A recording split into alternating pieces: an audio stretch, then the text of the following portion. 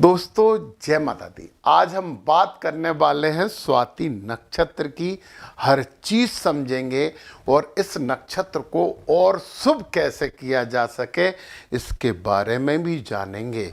और एक और बात, जो लोग स्वाति नक्षत्र में जन्मे हैं उनका नवतारा क्या कहता है, कौन सा ग्रह उन्हें धन देने वाला है, उस ग्रह की जानकारी लेंगे।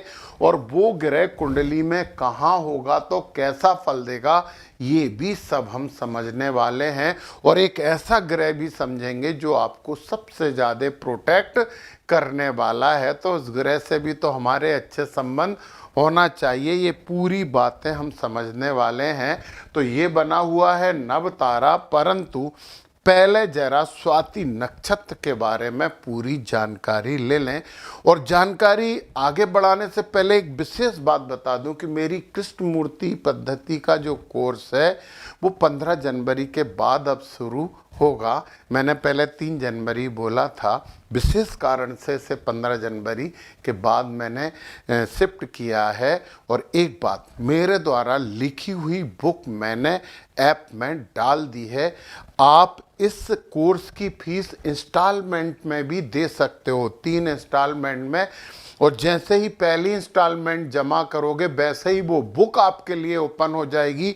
मैं विश्वास दिलाता हूँ कि वो बुक दुर्लभ लगेगी आपको, और केपी के बारे में सब जानकारियाँ आपको उस बुक के द्वारा हो जाएंगी। और वैदिक की भी बात की है, उसमें फ्यूज़न है। मैंने बोला है कि मैं वैदिक और केपी को मिला रहा हूँ।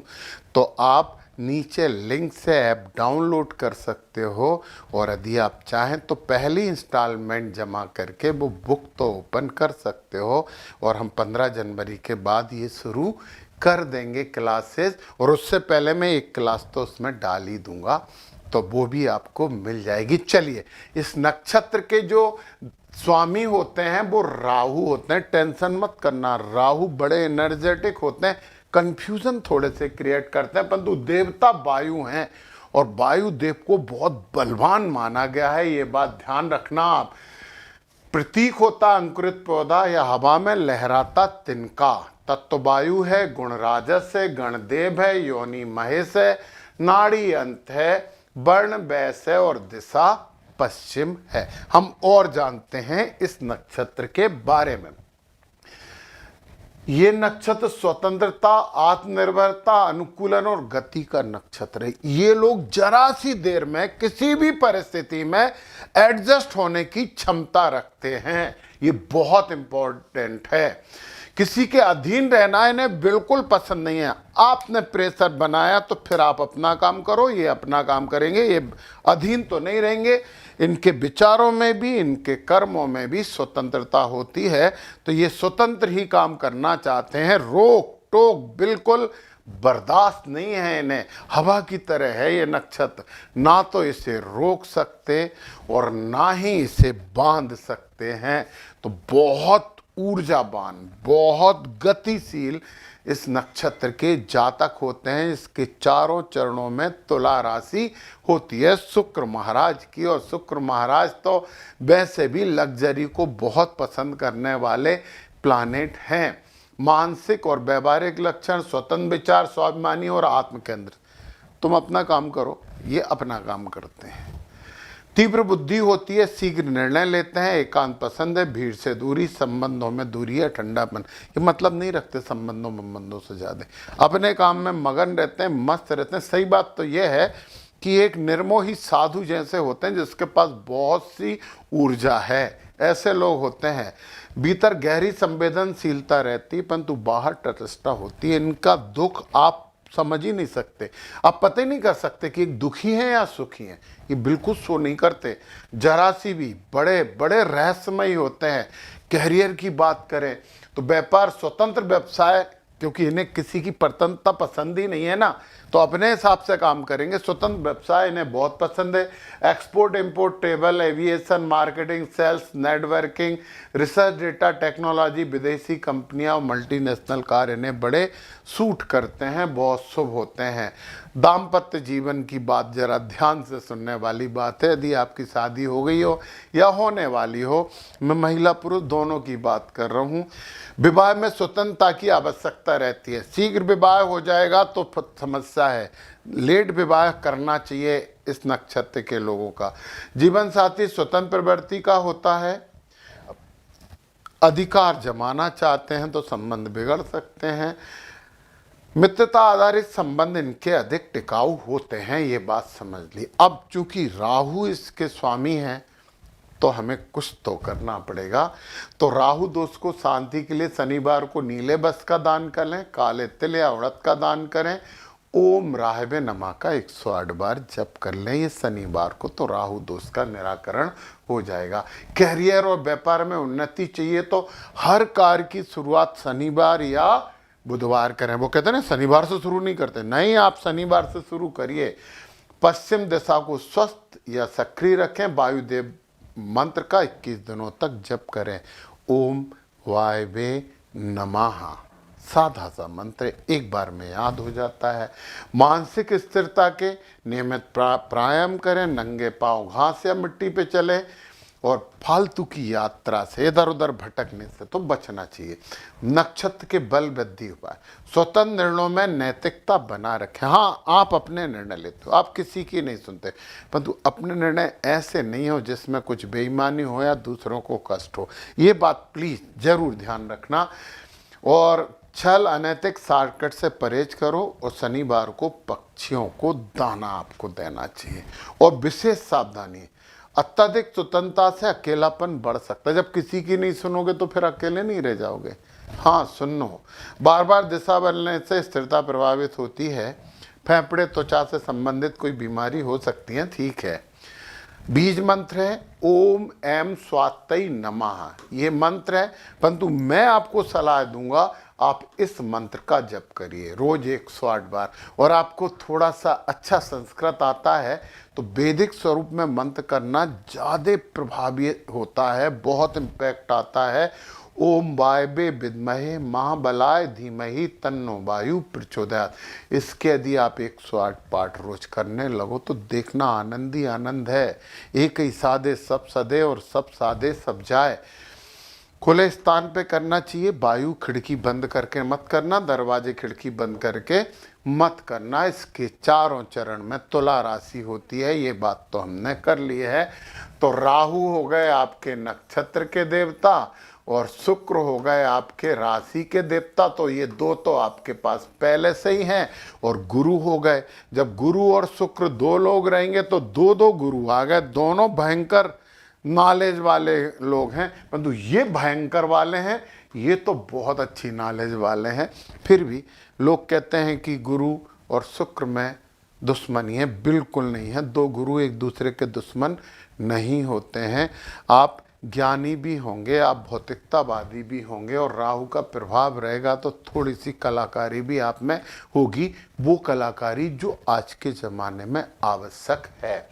फिर दूसरे के स्वामी शनि हो जाएंगे, राहु और शनि मित्र होगा, ये चरण थोड़ा सा दिक्कत दे सकता है, परंतु यह है कि शुक्र संभाल लेंगे, बिल्कुल दिक्कत नहीं है। राहु और शनि मतलब पिशाच योग हो गया, परंतु शुक्र महाराज गुरु का जब लगाम लग गई ना तो टेंशन कम है, इसलिए आप दुखी नहीं हो सकते। तती चरण में भी स्वामी शनि ही होते हैं। फिर मैं बोल रहा हूँ राहु और शनि दोनों को संभाल लेंगे, अकेले शुक्र, इसलिए बहुत टेंशन की बात नहीं है। और चतुर्थ चरण के स्वामी भी शनि होते हैं, तो 4 और 3 चरण एक से होते हैं, परंतु शुक्र महाराज आपके पक्ष में करे हैं तो शुक्र महाराज को भी मना लेना। अब हम बात कर लेते हैं आपके नव तारा से कौन सा ग्रह आपको धन देने वाला है। ये है संपत नक्षत्र, विशाखा, पूर्वा भाद्रपद और पुनर्वसु। ये नक्षत्र आपको धन देने वाले नक्षत्र हैं और इनका स्वामी है गुरु। तो गुरु महाराज आपको धन देंगे, ज्ञान आपको धन देगा, ये पक्का है। और ये जो हैं अतिमित नक्षत्र हैं, ये हर परिस्थितियों में आपके साथ खड़े होते हैं। तो मंगल महाराज के लिए हनुमान चालीसा तो करते रहना, राहु महाराज भी ठीक होंगे, थोड़ी सी शंकर जी की आराधना भी कर लेना, तो मंगल तो आपके साथ है, मतलब आप ऊर्जा आपके साथ खड़ी है, आप एनर्जेटिक रहोगे हमेशा। तो ये तो बहुत ही अच्छी बात हो गई कि आप ऊर्जावान तो रहने वाले हो। अब हम बात करते हैं गुरु महाराज की। तो गुरु महाराज चूंकि धन दे रहे हैं और धन देने के मामले में हमें गुरु को तो थोड़ा मनाना पड़ेगा। तो सबसे पहली बात यह है कि लक्ष्मी नारायण की पूजन करिए आप। केले के पेड़ की गुरुवार के दिन पूजन करिए। गुरुवार के दिन पीली वस्तुओं का दान करिए। कोशिश करिए ऑरेंज और पीले वस्त्र पहन पाएं। गुरुवार के दिन अपने से बड़े और गुरुवत लोगों का अब बहुत सम्मान करिए और मुंह से अपशब्द निकालना बिल्कुल बंद कर दीजिए। जो हम रेगुलर व्यवहार में अपशब्द उपयोग करते हैं ना, उन अपशब्दों का बिल्कुल भी उपयोग नहीं करिए। ओम गुम गुरवे नमः या ओम ब्रह्म बृहस्पति नमः का आप जप करते रहिए। और सोने की चैन गले में डाल लो या हाथ में तो बहुत अच्छा। और चैन नहीं तो कोई बात नहीं, पीला धागा भी हम हाथ पे या गले में डाल सकते हैं। गुरु से आप क्या कर सकते हो, सबसे पहले ज्ञान के पूरे क्षेत्र, गुरु बैंकिंग क्षेत्र में भी बहुत फायदा देते हैं, तो बैंकिंग क्षेत्र आपके लिए बहुत अच्छे हैं। फाइनेंस वाले क्षेत्र भी आपके लिए बहुत अच्छे हैं। बाकी तो आप शिक्षा के क्षेत्र में आप बहुत अच्छा कर सकते हो। धार्मिक क्षेत्रों में भी आप बहुत अच्छा काम कर सकते हो।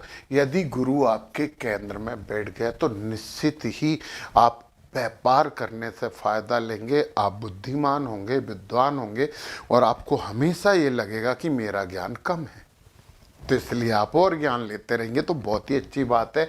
गुरु यहाँ बैठ गए, वाणी में आपकी विद्वता रहेगी, लोग प्रभावित होंगे, वाणी से कमा सकते हो, परिवारजनों से आपके अच्छे संबंध रहेंगे। और गुरु यहाँ हो गए तीसरे घर में। गुरु बहुत अच्छे नहीं माने जाते, परंतु छोटे भाई बहनों से अच्छे संबंध रखना और यात्राएं जरूर करते रहना, क्योंकि यहाँ से भाग्य पे दृष्टि डाल के भाग्य में तो वृद्धि करते हैं, तो ये तो बहुत ही अच्छी बात है। फिर गुरु यहाँ आ गए तो ये रियल एस्टेट से रिलेटेड काम भी कर सकते हो। माता से अच्छे संबंध रखना, वाहनों का काम भी कर सकते हो, तो ये बहुत अच्छी बात है। परंतु रियल एस्टेट के काम में एक बात ध्यान रखना, कुछ ना कुछ इनोवेशन होता रहे। यहाँ के गुरु तो बहुत शुभ होते हैं। पांचवा भाव, बहुत बुद्धिमान होगे, बहुत उच्च शिक्षा होगी, सब कुछ बहुत अच्छा करोगे। शेयर मार्केट में तो बहुत लाभ ले सकते हो। छठे में गुरु में आप एक अच्छा नौकरी कर सकते हो, नौकरी मिलेगी, वहाँ लोग आपका सम्मान भी करेंगे। यहाँ पे गुरु होने का मतलब ये है कि आप बहुत बुद्धिमान होगे। सातवें घर में आपके व्यक्तित्व को देख रहे हैं और आप बहुत अच्छा व्यापार कर सकते हो। यदि गुरु महाराज आठवें घर में हो गए तो फिर एक अच्छे एस्ट्रोलॉजिस्ट बन सकते हो, आप बहुत अच्छे आविष्कारक बन सकते हो। रिसर्च में आपकी कोई सानी नहीं होगी और आपको कुछ प्रॉपर्टी भी कहीं बाहर से मिल सकती है जिसके बारे में आपने कभी सोचा ही नहीं था। फिर गुरु यहाँ सबसे अच्छे होते हैं। आप जिस भी फील्ड में रहोगे उसमें टॉप जाओगे। धर्म भाव होता, पिता का सम्मान करते रहना, बाकी तो फिर गुरु खुद ही कर लेंगे। आप तो करोगे, क्योंकि गुरु का प्रभाव, जो ज्ञानी रहते हैं वो फालतू बकवास तो करते ही नहीं है। फिर गुरु यहाँ आएंगे तो कर्म में गुरुत्व तो रहेगा, बहुत अच्छा, नौकरी आपकी अच्छी हो सकती है, आप प्रोफेसर बन सकते हो, आप अच्छे अध्यापक बन सकते हो। गुरु यहाँ पे भी ठीक हैं, ठीक ही हैं। यहाँ पे दूसरे ग्रह ज़्यादा अच्छे होते हैं, गुरु ठीक ही हैं। समाज में नाम सम्मान अच्छा रहेगा, इसलिए ये घर ठीक है। और यहाँ पे हो तो विदेश से जुड़ जाइए, अध्यात्म से जुड़ जाइए, योगा से जुड़ जाइए, आप बहुत अच्छा कर पाएंगे। एक बार फिर से बता दूं, कृष्णमूर्ति पद्धति का आप मेरे ऐप को डाउनलोड करके यदि आप पहली इंस्टॉलमेंट जमा करते हैं, पेमेंट इंस्टॉलमेंट में दे सकते हैं, तो आपको मेरी पूरी केपी की बुक ओपन हो जाएगी और निश्चित ही आप उसे पढ़िए। 15 तारीख के बाद जनवरी में ही मैं क्लास शुरू कर रहा हूँ। उससे पहले मैं क्लास डाल रहा हूँ इस कोर्स में। जय माता दी। हाँ, एक बात और बताना भूल गया कि 2026 का वार्षिक राशिफल भी है, उसमें आप अपनी राशि का प्राप्त कर सकते हैं। अब जय जय जय माता दी।